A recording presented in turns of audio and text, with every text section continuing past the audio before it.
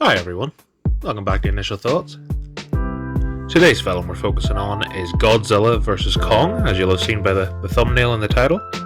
This is the fourth film in the series of films known as the Monsterverse that goes all the way back to, can you believe it, 2014. 2014 we had Godzilla released with the main man Bryan Cranston in, and then we had Kong Skull Island in 2017. We had Godzilla, King of the Monsters, just before this fun last year we've had, in 2019. And now we have the conclusion, that's very open-ended, here in 2021 with Godzilla vs. Kong. Sadly, where I am in the world, we're not free of pandemic mode yet. I'm not getting to see this film in cinema, which I think it would deserve, with it being the spectacle, in quotation marks, that it is.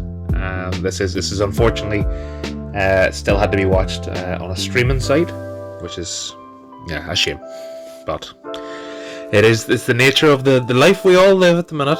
But I have seen that it's opened to a good lot of cinemas worldwide, places like India and China, and actually did well at the box office on its first opening weekend. So that is fantastic to see. It's great to see that the love for going to the cinema and the social aspect of the cinema, and also seeing it on the big screen, that enthusiasm for it from people worldwide hasn't completely depleted over this last year or so, and hopefully actually gets rejuvenated.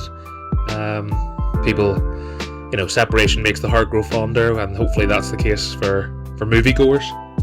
So fingers crossed on that front. So I've just finished watching the film, and I thought I should start with the negatives first.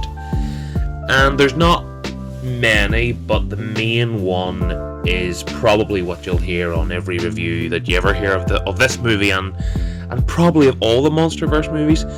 The human element in these films is not good. The only one I can make the argument for being pretty good is Kong Skull Island.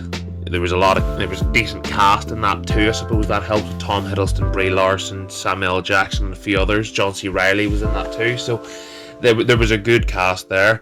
And I know this one and the last one had Millie Bobby Brown. She's not bad, obviously, with Stranger Things and different projects. Seem to be getting more and more popular as time goes on as a young actress. But there is something about, we're not here for the for the human element. I know that's obviously the case, but that also doesn't mean you don't try to give them some kind of life.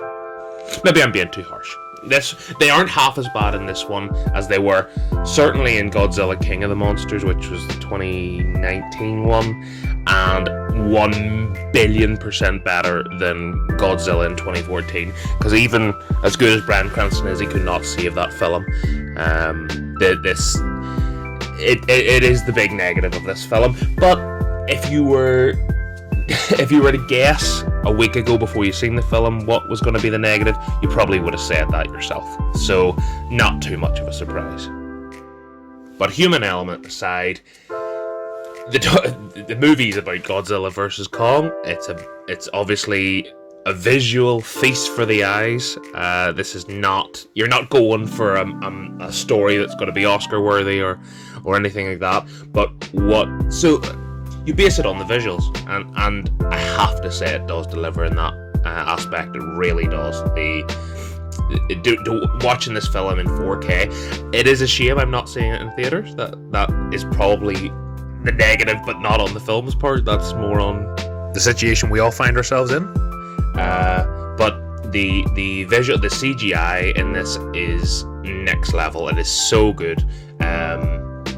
As I said, visual feast for the eyes. It really is. And I suppose if you were to guess a week ago what would be your takeaway, that's it. So in that aspect, it's predictable in the sense of story lacking, visually amazing.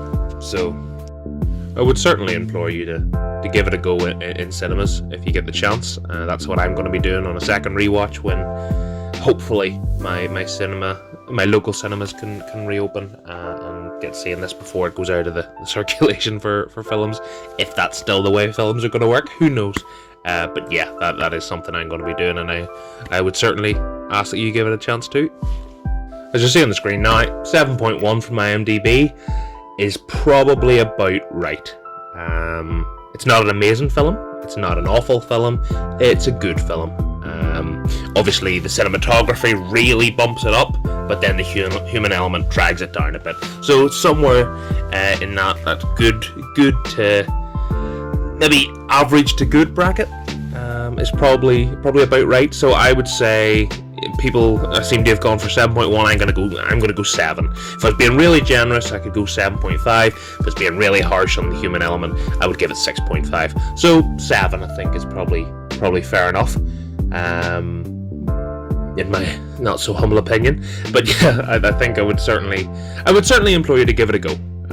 Is probably the takeaway, but not on streaming sites. Wait for the cinema, give it a go, see what you think. So yeah, that's my review on Godzilla Kong. Godzilla Kong, it's like they're at a rom-com together. No, Godzilla versus Kong, the fell out. Hope you've enjoyed listening to the second initial thoughts. I very much appreciate you for sitting listening to me for another 10 minutes. If you've got another bit of time to spare, certainly check out the initial thoughts on the Zack Snyder's Justice League. That'll be in the description below. And if you enjoy listening to me talk about movies, please give a subscribe. That would be very much appreciated.